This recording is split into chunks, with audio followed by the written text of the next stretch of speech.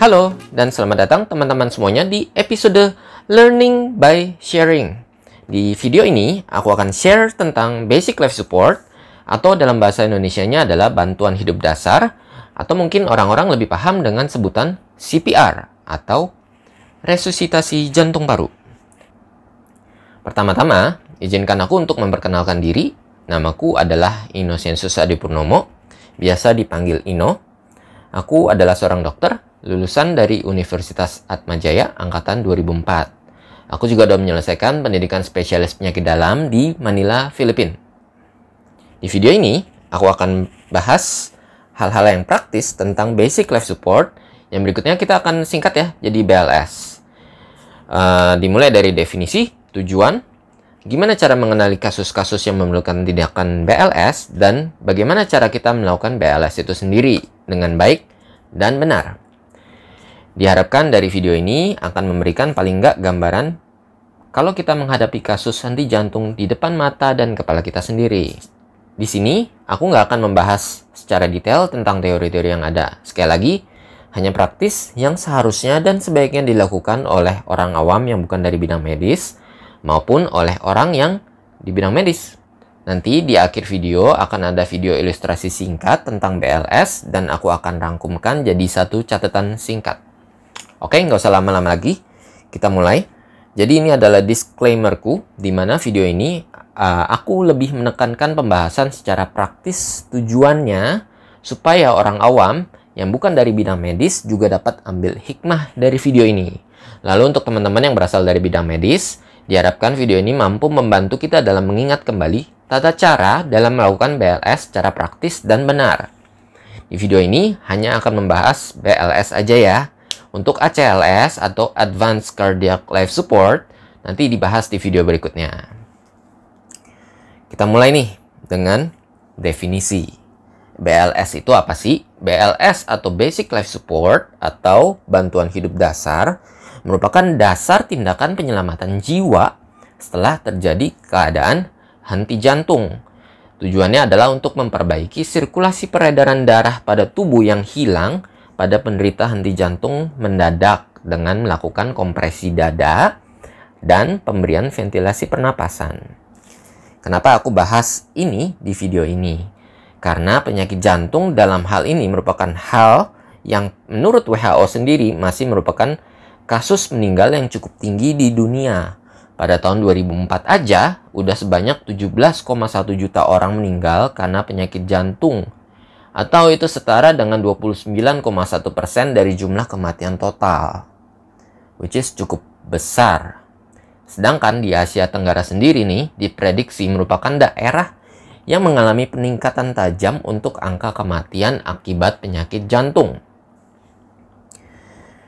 Ini gambar yang kita sering lihat kalau di BLS atau ACLS. Jadi ini adalah gambar dari rantai kelangsungan hidup. OHCA yang kita lihat di sini itu merupakan kepanjangan dari Out of Hospital Cardiac Arrest. Jadi kejadian henti jantung ini di luar rumah sakit. Balik lagi, ini adalah rantai ya. Kita namakan rantai. Kenapa? Karena ini dimaksudkan supaya kelima rantai ini nggak boleh putus untuk menyelamatkan jiwa dari seorang penderita henti jantung ini. Di mana 3 rantai awal itu dapat terjadi di luar rumah sakit dan bantuan itu bisa diberikan oleh orang awam sekalipun. Makanya kita harus tahu gimana BLS ini. Oke, kita mulai dengan rantai pertama kita. Ini adalah pengenalan dan pengaktifan sistem tanggapan darurat. Di sini si penolong punya peran penting dalam mengenali tanda-tanda kegawatan secara dini. Tapi tunggu dulu. Sebelumnya, ada hal penting yang perlu dilakukan. Yaitu kita harus memastikan bahwa lingkungan sekitar kita ini aman nggak sih buat kita. Kita mau nolong, kita harus aman juga dong. Jadi jangan kita kayak Rambo, mau nolong, kita langsung terjun tanpa misalnya kita nggak tahu situasi kita tuh ternyata nggak aman. Jadi kita harus pastikan lingkungan sekitar kita itu aman buat kita dan buat si penderita itu sendiri. Nah, ini adalah tanda-tanda dari henti jantung. Bisa diawali dengan si penderita itu dia sempat nyebut, aduh nggak enak nih dadaku, nyeri. aduh susah napas nih. Atau mungkin pas waktu kita temuin si penderita itu udah nggak sadarkan diri, tergeletak di lantai. Tanda-tanda lain adalah henti nadi dan henti napas. Hal-hal tersebut merupakan faktor penting dalam pengenalan tanda kegawatan secara dini. Setelah kita pastikan bahwa kasus yang kita hadapi adalah benar-benar kasus henti jantung, hal berikutnya yang perlu kita lakukan adalah mencari pertolongan atau menghubungi layanan gawat darurat. Karena kita nggak mungkin nolongin ini sendirian selamanya. Berikut ini adalah gambar ilustrasi dari cek kesadaran di mana kita bisa lakukan dengan cara menepuk bahu dan memanggil, bertanya kepada si penderita apa dia baik-baik aja atau enggak. Jadi contohnya tepuk, puk, puk, puk. Pak, Bapak baik-baik aja? Sambil kita cek respon dari kesadarannya. Kalau benar dia nggak sadar, hal berikutnya yang perlu kita lakukan adalah cek nadi. Cek nadi bukan yang di tangan ya, kita harus cek nadi yang besar. Jadi nadi yang ada di leher. Namanya itu nadi karotis. Nadi karotis itu di mana? Jadi kalau biar gampang, kita pegang di tengah leher sini, kayak di gambar sini, pegang tengah leher, terus kita geser ke tepi. Nah, di situ bisa kita raba nadi karotis. Kita harus lakukan ini dalam waktu 5 detik sampai maksimum 10 detik. Oke, aku tahu bagi orang yang awam pasti ini akan susah karena nggak biasa untuk raba nadi. Tapi misalnya setelah 10 detik kita masih belum bisa raba nadinya, kita harus pindah ke tahap berikutnya, yaitu rantai kelangsungan hidup yang kedua, resusitasi jantung paru, RJP, dengan segera. RJP itu apa sih? Kalau teman-teman pernah nonton di film nih, pasti pernah ada lihat skenario di mana ada orang nggak sadar, terus dada orang itu ditekan-tekan kayak dipompa. Nanti kita di akhir video juga kita di akhir video ini kita akan lihat satu video ilustrasi tentang RJP, supaya teman-teman ada bayangan RJP itu kayak gimana. Yang kita perlu ingat adalah RJP itu harus berkualitas. Syaratnya nih yang aku tulis. 1. Push hard. Artinya kita tekan dengan kuat sehingga kedalaman dari tekanan kita itu menekan dada si penderita sedalam 5-6 cm sehingga menciptakan kondisi di mana jantung dapat memompahkan darah ke seluruh tubuh. 2. Push fast, di mana kita lakukan sebanyak 100-120 kali per menit. Kita nggak perlu secara detail lah, nggak perlu secara detail hati-hati, oh ini udah 100 belum nih. Nggak perlu, yang penting kita lakukan dengan cepat. Soalnya kalau misalnya kita lakukan dengan cepat dan kedalaman 5-6 cm, itu biasanya kecepatannya 100-120 kali per menit. Tujuannya apa sih? Tujuannya itu untuk menciptakan suatu sirkulasi peredaran darah dari kompresi dada ini dengan kecepatan segitu. Dimana kan jantung udah sama sekali udah nggak bisa pompa kan, dia udah henti jantung gitu loh. Jadi kita lakukan kompresi ini untuk menciptakan sirkulasi peredaran darah buatan dari si pompa itu. Terus ketiga, walaupun kita udah push hard, push fast, jangan lupa si dada itu harus complete chest recoil. Complete chest recoil itu adalah kita harus membiarkan dada itu setelah kita tekan, kita harus biarin dada itu mengembang ke posisi awal. Tujuannya apa? Tujuannya itu untuk memberikan waktu dan kesempatan kepada ruang jantung untuk terisi darah kembali yang dibawa dari seluruh tubuh ke jantung. Balik lagi, ini untuk sirkulasi peredaran darah itu. Jadi kalau kita nggak kasih complete chest recoil, ya si jantung nggak terisi darah karena nggak ada kesempatan buat terisi darah. Yang terakhir, minimal interupsi. Maksudnya apa? Jadi kita harus lakukan RJP sebanyak 5 siklus sebelum kita melakukan pemeriksaan nadi kembali. Di mana satu siklus ini terdiri dari 30 kompresi dan pemberian 2 ventilasi. 5 siklus biasanya 5 menit. Sebisa mungkin minimal interupsi agar tidak mengganggu sirkulasi peredaran darah yang kita buat dengan cara RJP ini. Rantai kelangsungan hidup yang ketiga merupakan defibrilasi segera. Defibrilasi nanti kita singkat defib ya biar lebih singkat. Ini adalah alat kejut jantung, di mana alat ini mengalirkan listrik sehingga dapat merubah irama jantung dari yang tidak baik menjadi baik. Teman-teman pasti juga udah pernah lihat alat defib di rumah sakit. Mungkin belum pernah lihat secara langsung, tapi pernah lihat lah ya di film-film. Jadi kalau kondisi pasien yang udah gawat, terus dikejut, gitu. Karena ini kita bahasnya kejadian henti jantung di luar rumah sakit, maka alat defib yang kita pakai di sini adalah AED. AED kepanjangannya adalah Automated External Defibrillator. Jadi ini adalah alat defib yang mudah dibawa kemana-mana. Ada petunjuk cara penggunaannya, dibantu melalui audio dari alat ini setelah alat ini dibuka. Jadi alat ini tuh canggih, benar-benar didesain untuk orang awam. Jadi begitu dibuka, dia ada audionya. Jadi benar-benar kita dipandu untuk cara pemasangannya. Gitu.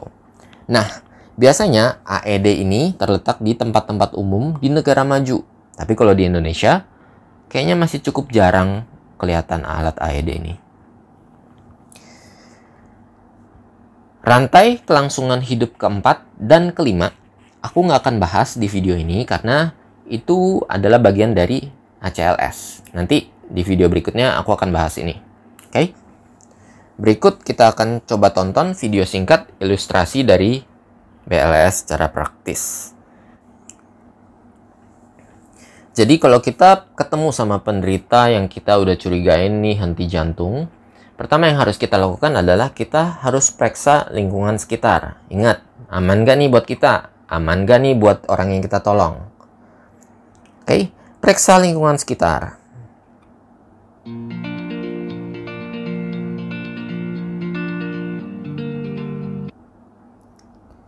Lalu, kita periksa kesadarannya sama cek nadi. Ingat ya, nadinya yang di leher, nadi yang besar.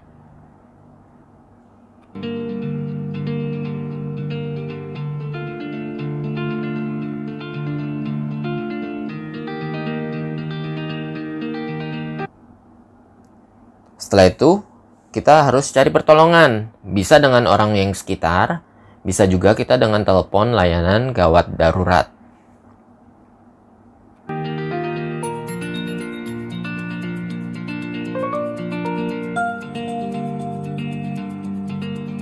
Setelah itu kita langsung lakukan RJP yang berkualitas.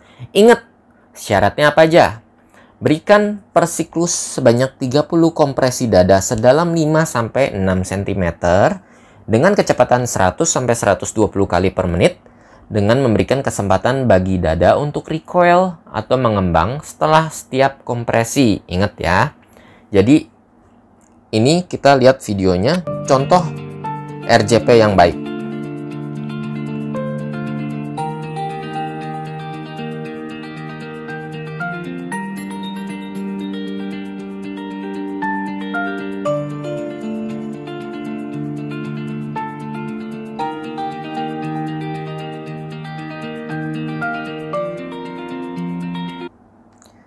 Nggak lupa juga untuk berikan 2 ventilasi setelah pemberian 30 kompresi. Jadi kita lakukan sebanyak 5 siklus sampai pasien sadar atau nadinya teraba. Kalau belum, kita lakukan kembali RJP sampai petugas medis datang.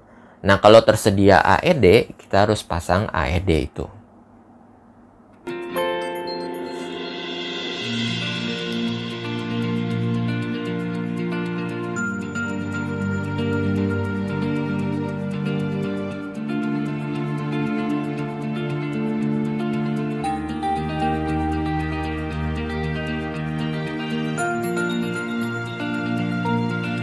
Oke, kita nonton sekali lagi ya videonya biar lebih jelas.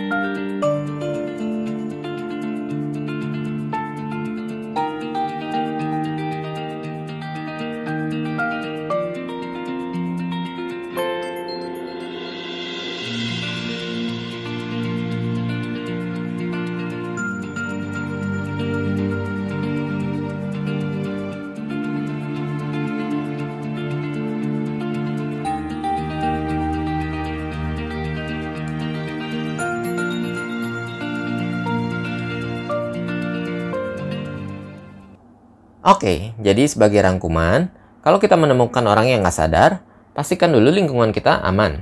Lalu cek kesadaran, nadi, napas, lalu panggil bantuan dan lakukan RJP segera. Kalau ada AED, kita pasang AED. Kalau pasien belum sadar dan belum ada nadi, kita lakukan RJP kembali sambil menunggu petugas medis datang.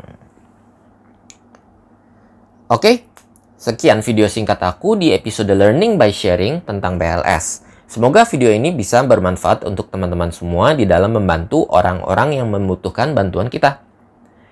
Kalau teman-teman suka, tolong dibantu di like, subscribe supaya nggak ketinggalan video-video baruku, lalu di-share supaya semakin banyak orang yang bisa membantu kasus-kasus henti jantung. Sekali lagi, terima kasih teman-teman semuanya. Sampai jumpa di video berikutnya. Bye-bye.